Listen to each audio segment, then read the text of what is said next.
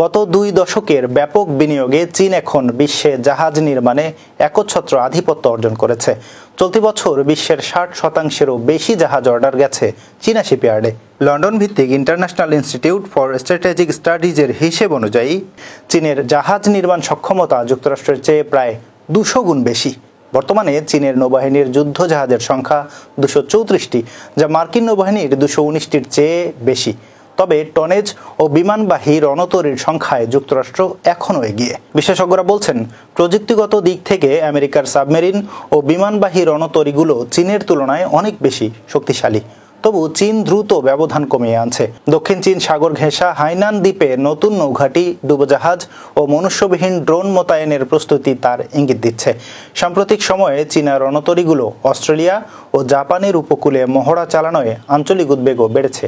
ওয়াশিংটনের আশঙ্কা, তাইওয়ান ইস্যুকে কেন্দ্র করে যে কোনো সংঘাত চীন যুক্তরাষ্ট্রকে সরাসরি মুখোমুখি দাঁড় করাতে পারে।